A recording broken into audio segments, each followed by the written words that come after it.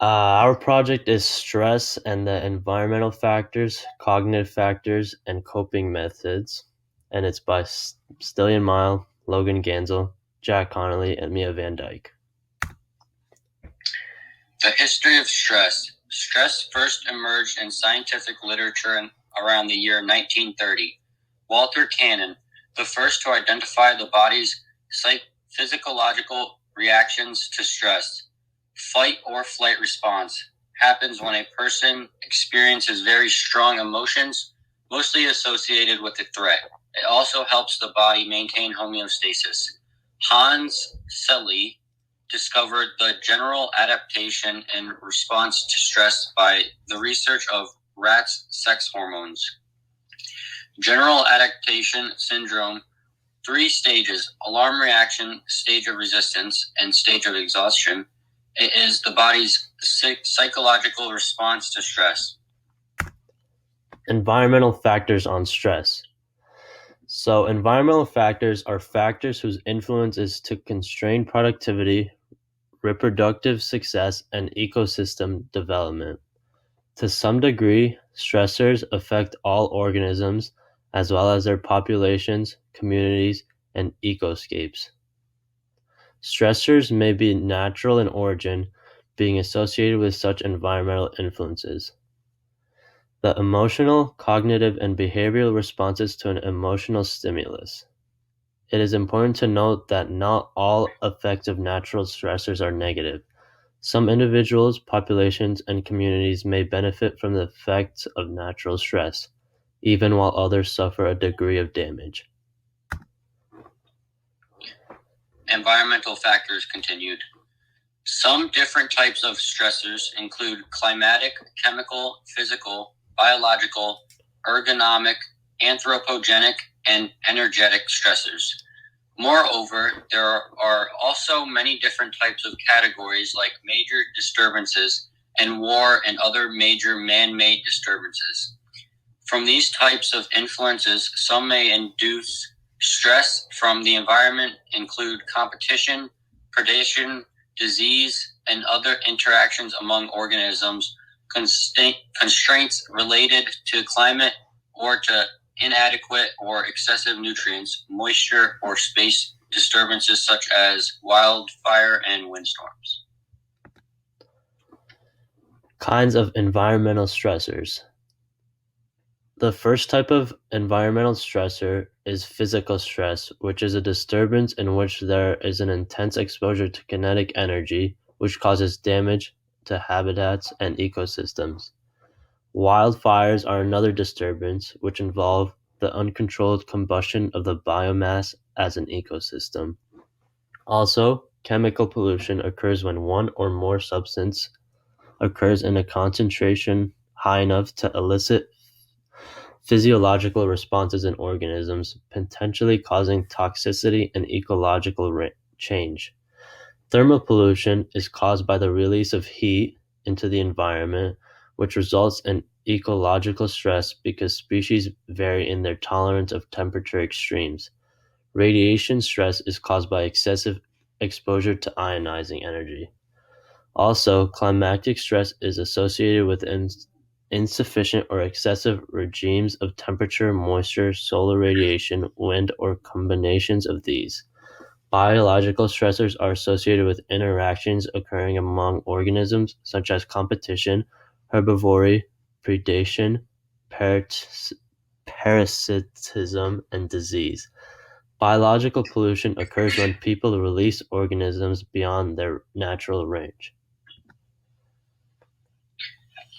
Diseases and conditions due to environmental stress.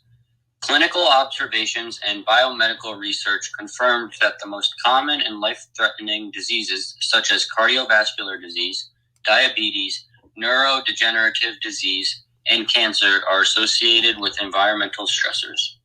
Also, crowding in a psychological state that occurs when a person perceives the number of people in the environment to be exceeding one's preference. High levels of traffic congestion may lead to alleviated physiological stress and negative effect. Ways of coping with environmental stress. There are two fundamental ways of coping: problem-focused coping and emotional-focused coping. In problem-focused coping, one attempts to manage or alter the problem that is causing one to experience stress. Problem-focused coping strategies are similar to strategies used in everyday problem solving. They typically involve identifying the problem, considering possible solutions, weighing the costs and benefits of these solutions, and then selecting an alternative. Emotion-focused coping consists of efforts to change or reduce the negative emotions associated with stress. These efforts may include avoiding, minimizing, or distancing oneself from the problem or positive comparisons with others. A problem-focused example is when a student is failing and he has a final test coming up in a few days. He would deal with this by contacting his professor and asking if there's anything he can do to raise his grade, or he might study for an hour or two daily before his final. A emotion-focused example is the student knowing his final is soon, but instead of studying, he watched a movie, plays video games, or goes on social media instead of getting prepared for his exam. There are many cognitive factors of stress. Some symptoms include constant worrying, racing thoughts, forgetfulness and disorganization, inability to focus, poor judgment, being pessimistic or seeing only negative sides, and anxious thoughts. There are both short-term cognitive effects and long-term cognitive effects of stress. One includes trouble focusing on present tasks. For example, the individual's thoughts are occupied by an argument from earlier in the day, so they have a hard time paying attention, focusing, or keeping track of the things in front of them. Another example of a short-term effect is that short-term increases in inflammation and negative mood. Both are associated with fatigue and decreases in attentional resources that can occur with acute stress. There are also long-term cognitive effects. A person that experiences chronic stress will begin to show accelerated cognitive decline when compared to peers of the same age that are less stressed. Long-term stress is associated with things like poor cognitive function, accelerated cognitive decline, and increased incidence of dementia. One explanation for this is because when an individual experiences chronic stress, it increases the risk for biological wear and tear. This means there is dysregulated endocrine function and pro-inflammatory effects, and it can impair the neural structure and function and cognitive performance. Repetitive thought is another effect of stress. This is the process of continuously thinking about the same thoughts, which is also known as rumination. Examples of repetitive thinking that are adaptive are reflection and problem solving. There are other forms of repetitive thinking that can be maladaptive, which means they are more harmful than helpful and they're dysfunctional. Another example of repetitive thinking is unconstructive repetitive thinking, which I'll explain more in the next slide.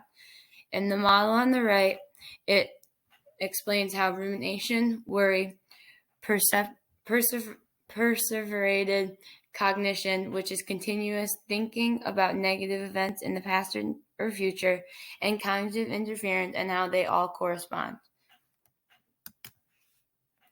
Unconstructive repetitive thinking, or URT, is an unhelpful approaches to thinking about problematic situations or events. URT is proposed as a psychological mechanism that prolongs physiological and emotional responses to daily and chronic stress. This can have short and long-term negative consequences for cognitive function.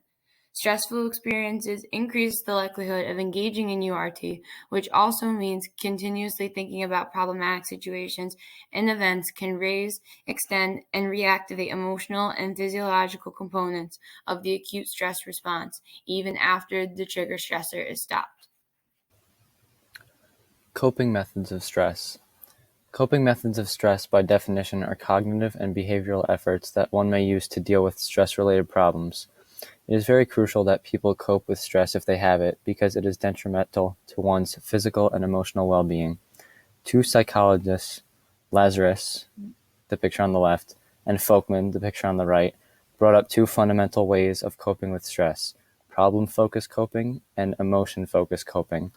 Problem-focused coping starts with a problem being identified, and then the solution, costs, and benefits are taken into account to create an outcome that will reduce stress. Emotion-focused coping refers to the attempt to eliminate the negative emotions that experience from stress.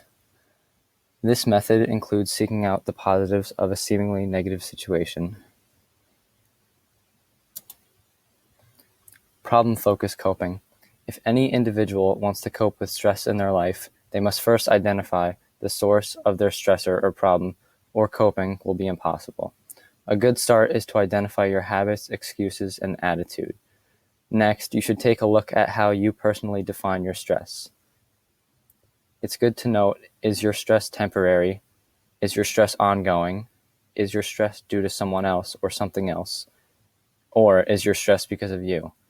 You will not be able to cope with stress if you don't identify the source of your stress. Until then, the point where your stress is relieved is out of your control. For example, if a student was failing a stressful class, he would identify that he needs help understanding the class, which means he might ask a teacher to help him understand, and then he would build up from there. Another way to identify the stresses in your life is by writing in a journal, because then you can go back to stresses that you've had and then maybe identify your stressor. Emotion-focused coping. Emotion-focused coping is the method in which negative emotions that result from stress are eliminated. Most people in society face a type of stress that can be coped with through the use of emotions. Some of these techniques include being optimistic, surrounding yourself with those who make you happy, or meditation. Another key factor in emotion-focused coping is social support. Social support refers to the soothing impact of friends and family. Some examples of social support are encouragement, advice, acceptance, guidance, and comfort. One can also use positive thinking as just one example to cope with stress in an emotion-focused coping manner. Similarities between the two. Although both of these strategies of coping have different approaches, there are always similar actions that one can use to reduce stress. Some of these can include being in a relaxed environment, staying passive and calm, having pleasant thoughts, or keeping the body relaxed. These techniques were originally found by Herbert Benson in the 1970s and is a method of stress reduction known as the relaxation response technique. Another technique used in reducing stress is called biofeedback. Biofeedback involves using electronic equipment to accurately measure a person's neuromuscular and autonomic activity, which is provided in the form of visual or auditory signals. Biofeedback can also be used to help with stress, also with several other diseases as well. In the picture, on the left is the computer where the information comes in, and on the right is what can be placed on someone's head to collect the information. Overall, coping is something that everyone has to deal with because most people in their life deal with stress. And if you know how to cope, it won't be a problem. Here's our works cited. Thank you for listening.